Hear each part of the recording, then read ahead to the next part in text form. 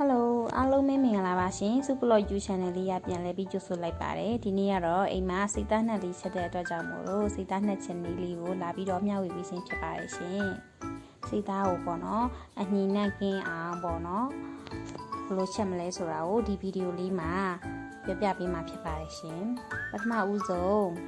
ကျက်သွန်ဖြူနဲ့ကျက်သွန်နီလေးကိုအစင်းသင့်အခွန်လေးနှွာပေးထားမှာဖြစ်ပါတယ်စိတ်သားလေးကိုတော့တေချာသုံးပြီးတော့သူ့ကတော့ပေါ့နော်မကြီးမဲနဲ့တစ်ခေါက်ပေါ့နော်ပြီးလို့ရှိရင်ရှာလကာရီနဲ့တစ်ခေါက်စားနဲ့တစ်ချိန်ပြီးတော့ရှာလကာရီနဲ့လဲပေါ့နော်တညပေါ့နော်စိမ်ပြီးတော့မှအညှိနဲ့ပြအောင်လို့ပေါ့တေချာလေးတန့်စင်ထားပါတယ်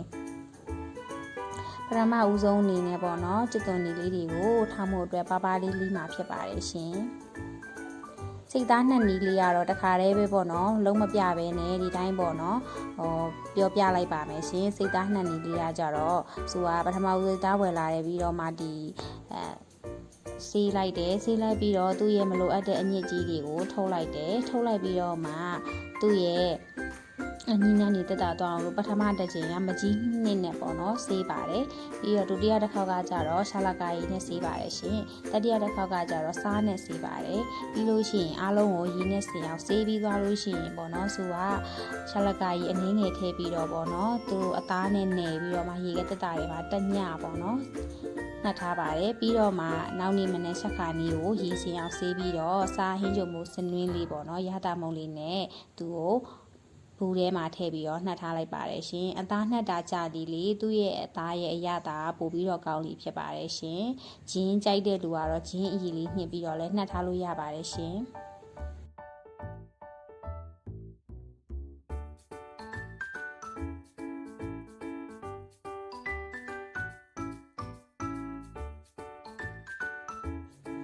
အခုဆိုရင်ပေါ့နော်ချစ်ဖို့ဟင်းချက်ဖို့အနှစ်ရအောင်အတွက်ပေါ့နော်ကျစ်သွန်ရဲ့ကျစ်သွန်ဖြူရဲ့ဂျင်းလေးရဲ့ကိုအခုလိုမျိုးညက်နေအောင်ထောင်းမှာဖြစ်ပါတယ်ရှင်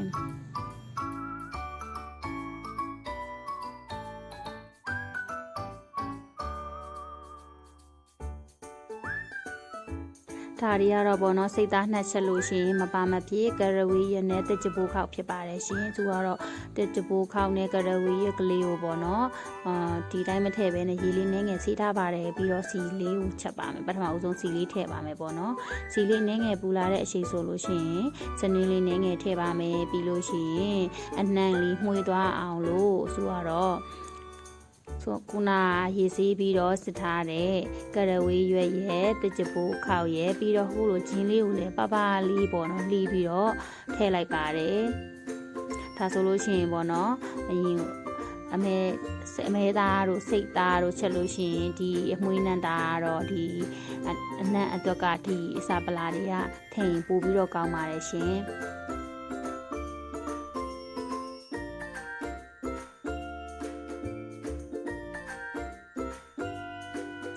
နည်းနည်းလေးလည်းအနံ့မွေးသွားပြီးစီလေးကမွေးလာပြီဆိုတဲ့အချိန်ကျရင်မီလေးကိုခဏပိတ်ထားပြီးတော့ပေါ့နော်ခုနကထောင်းထားတဲ့ကျစ်သွန်ဖြူနဲ့ကျစ်သွန်နီးချင်းဟင်းနှစ်ကလေးကိုချီတက်မှာဖြစ်ပါတယ်ရှင်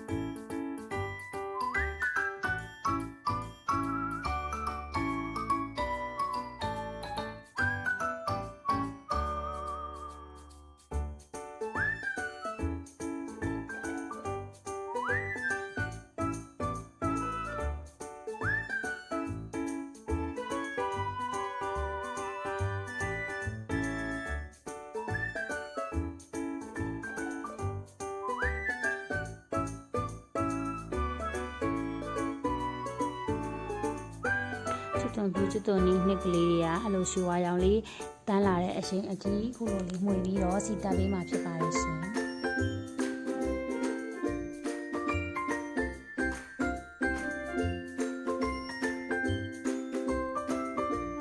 ပြီးရင်တော့အယောင်လေးခါတော့ခုလိုမျိုးပြီးအချုံမုတ်တုံမဟုတ်အယောင်လေးမှုတ်လေးနဲ့ရောပြီးတော့ခုလိုတမအောင်လေးမှွေလိုက်ပါပါ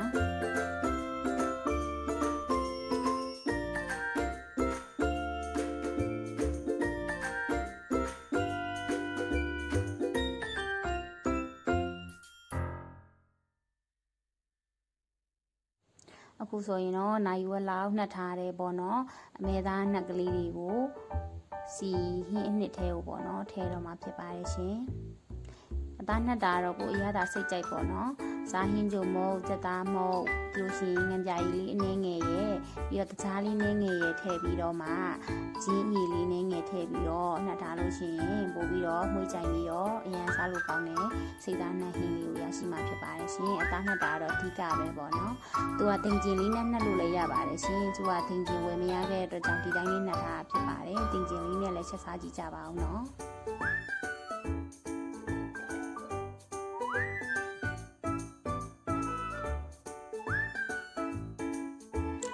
အသားလေးတွေပေါ့နော်စိတ်သားအသားလေးပြင်းလာတဲ့အထိပေါ့နော်စီထဲမှာအခုလိုလေးပေါ့နော်မှွေပြီးတော့ချက်ပေးလိုက်မှဖြစ်ပါတယ်ရှင်သူစိတ်သားတွေကထွက်လာတဲ့အရည်လေးတွေနဲ့တင်သူ့ကိုလုံးပြီးတော့လုံးချက်မှဖြစ်ပါတယ်ရှင်ဒီကိုလုံးဝမထည့်သေးပါဘူးနော်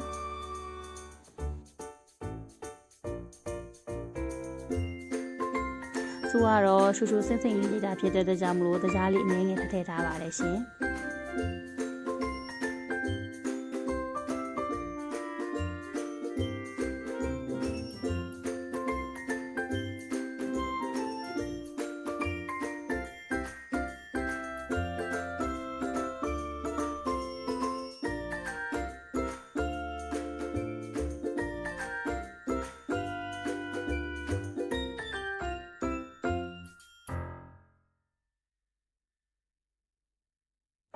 စိတ်သားလေးတွေလည်းပေါ့နော်အသားလေးတွေတင်းလာတဲ့ချိန်ကျရင်စီလေးလည်းပြန်လာပြီဆိုလို့ရှိရင်ပေါ့နော်အသင့်တည်ပြီးသားရေနွေးကလေးအနည်းငယ်ထည့်ပါမယ်အသားလေးညုံယုံလေးပဲပထမတစ်ခေါက်ရေရထည့်ပါမယ်ပေါ့နော်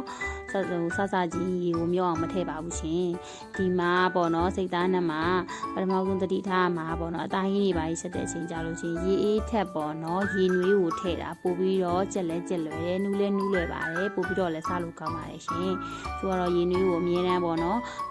ထည့်ထားပါတယ်ဒီစိတ်သားနဲ့ဆိုလို့ရှိရင်ပေါ့နော်ရေကိုစုပေါ့နော်3ချိန်ထည့်ပြီးတော့မှတဲမှာဖြစ်ပါတယ်ရှင်အသားကိုနူးနူးအီအီစားခြင်းတဲ့အတွက်ကြောင့်ပေါ့နော်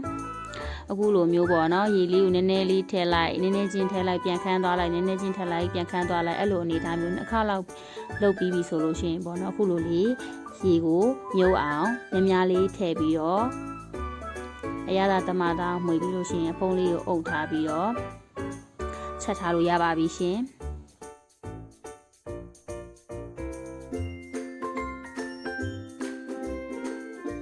သူကတော့အခုလိုမျိုးရေအမြုပ်ပေါ့နော်3ချိန်လောက်ထည့်ပါတယ်ရှင်သူကအမြဲတမ်းလိုရတာကိုမြည်ကြည့်လိုက်လို့ကိုရတာလို့ဆိုကြားမှာလိုက်ပြီးတော့အဲ့လိုမျိုးစီပြန်လာတဲ့အနေထားလေးမှာဆိုလိုက်ပြီးတော့ထည့်လို့ရပါတယ်ရှင်အရတာကိုစားဟင်းကြုံမို့ပေါ့နော်အစားရှိပြီးပြင်ကိုကြိုက်တဲ့ရတာကိုအခုလိုမျိုးချက်ရင်းနဲ့မြည်ကြည့်ပြီးတော့ထည့်သွားလို့ရပါတယ်ရှင်အခုလိုမျိုးပေါ့နော်ရေလေးနဲ့ခန်းလာပြီဆိုတဲ့အချိန်မှာဆိုရင်ကိုကထပ်ပြီးတော့နူးကျင်သေးတယ်ဆိုရေအပြည့်ကိုနောက်တစ်ခေါက်လောက်ထပ်ထည့်လို့ရပါတယ်ရှင်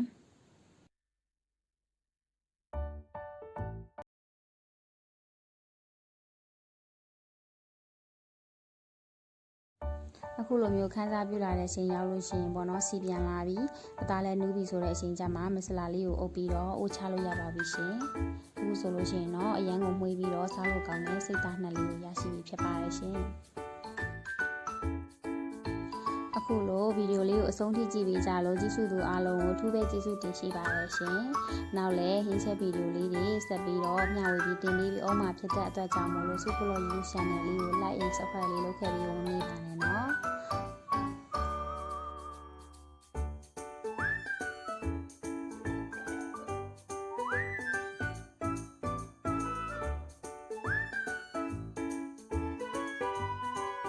အားလုံးပဲတာယာအေးချမ်းနဲ့ရည်တည်လေးကိုပိုင်ဆိုင်နေကြပါစေရှင်အားလုံးပဲတတား